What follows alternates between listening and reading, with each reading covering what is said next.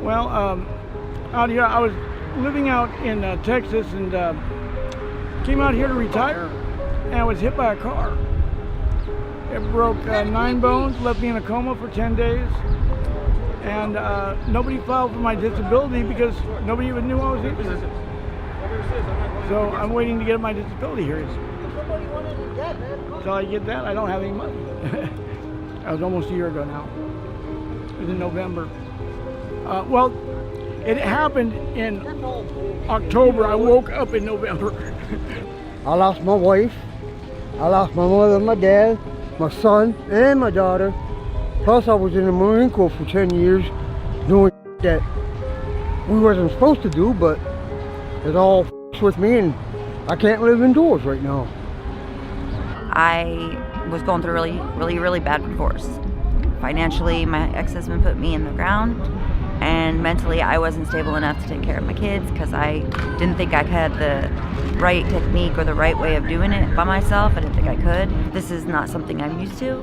I'm used to being supporter, mom, house, keeper upper, and so this is pretty rough. Nobody chooses this role. We end up in the role, and a lot of us, it takes time to get out. And I think we're all human. I think that's what people just kind of forget in life, that just because I'm homeless doesn't mean I'm a criminal, or I'm hiding from the law, or I'm hiding from somebody and I'm gonna wreck you.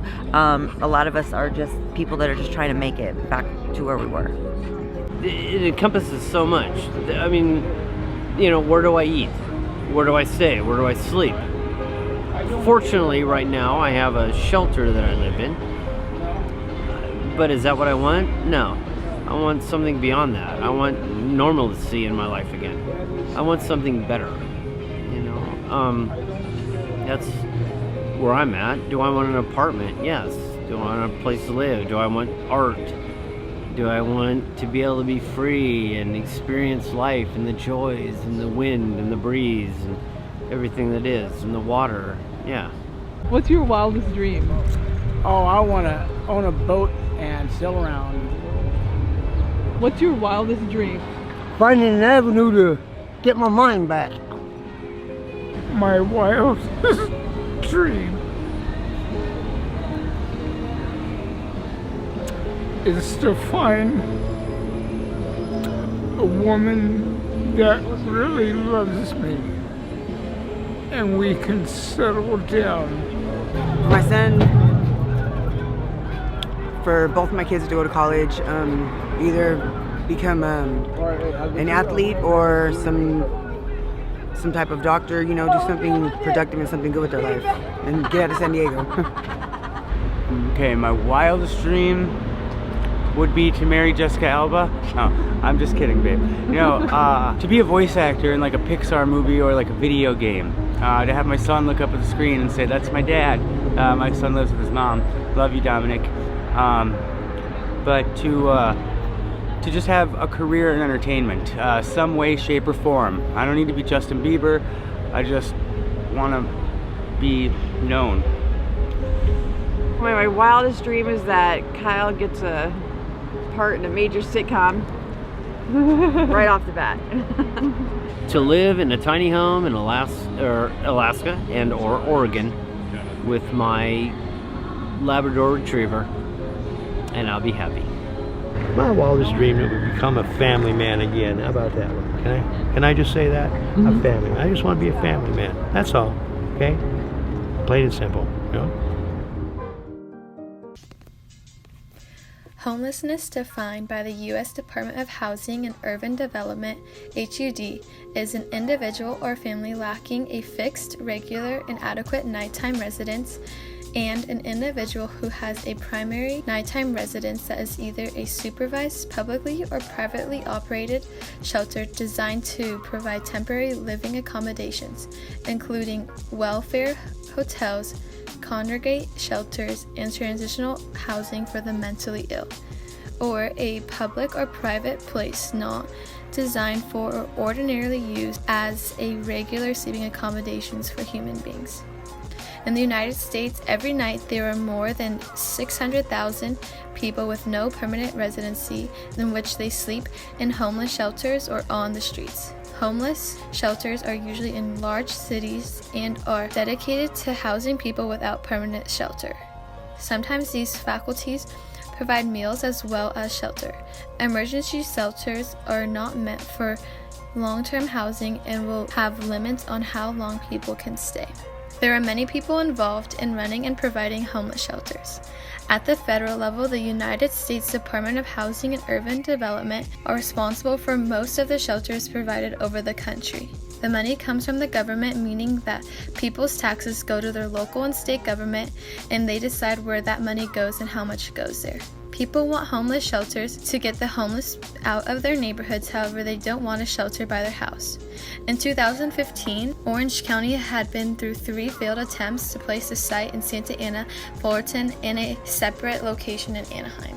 In a study done in New York City, NYU's Furman Center found that after 5 years of supportive housing being in the city, people's property values went up compared to areas that did not have supportive housing. In addition, the Urban Institute conducted a study in 1999 in Denver and found that on average, crime rates are lower in areas that have supportive housing versus areas that did not. Many different groups of people are impacted by homelessness shelters. The group most impacted by these shelters are the homeless population that will be living in them. These people will have to move from where they currently reside to a new place that they may not know. The communities of householders who may possibly live near the location of possible shelters will also be affected.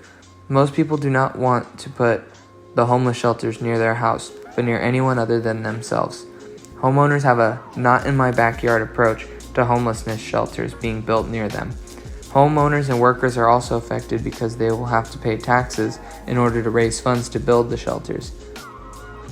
During the 2014-2015 fiscal year, approximately $299 million was spent on homelessness in Orange County alone. This is a substantial amount of money that homeowners are paying. Finally, the state government will also be impacted. They must use our taxes and decide how much to allocate towards homelessness. They will have to take the funds and hire companies to build the shelters. Also, the state government will have to hire people to move homeless people into shelters after they are built. Almost everyone can agree that homelessness is a very relevant and intensifying issue that is not only occurring in California, but across the United States. However, there is a fine line between the different viewpoints on the issue of homelessness. On one side, homelessness is a major problem that is only worsening in some states, and something needs to be done about it.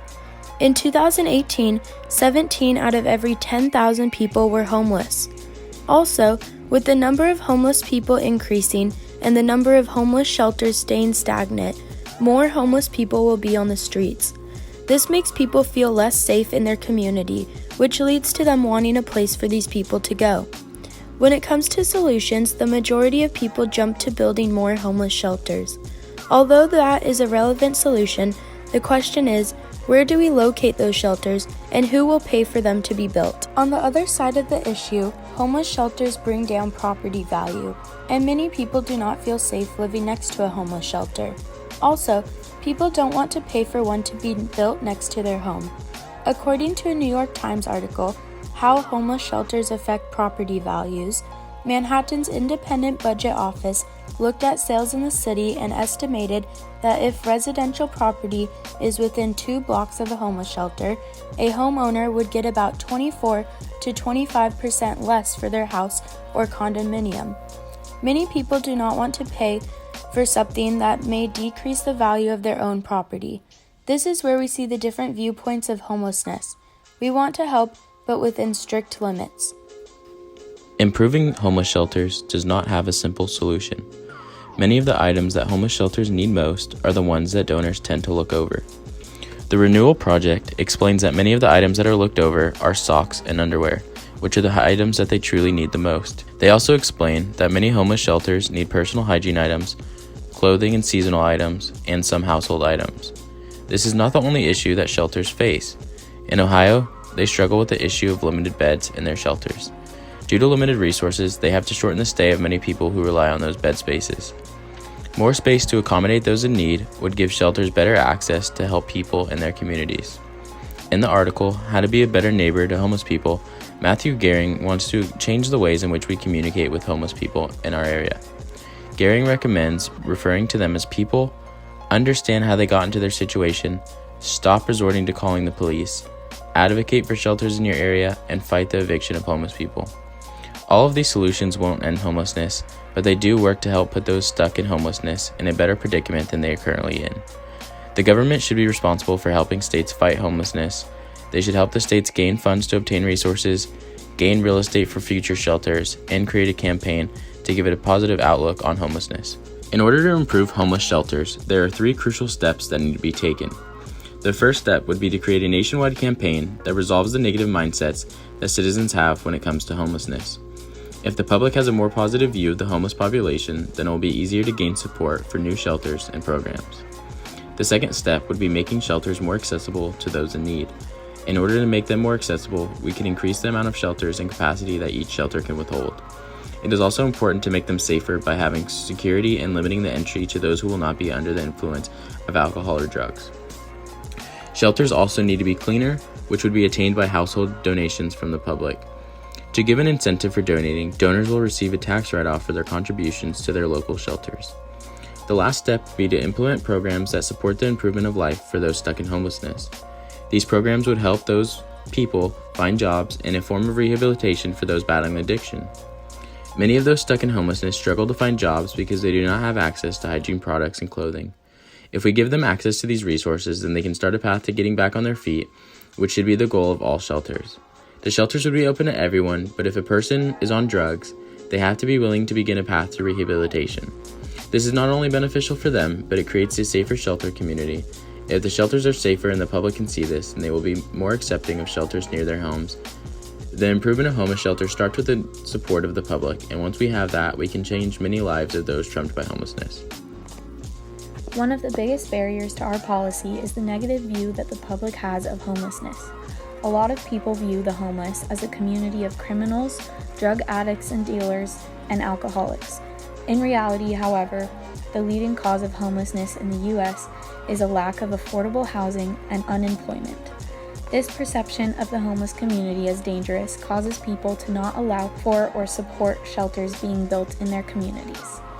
In order to work towards changing the public opinion of homeless people, we created an Instagram to inform people about our policy and about the negative stigmas that surround the homeless communities.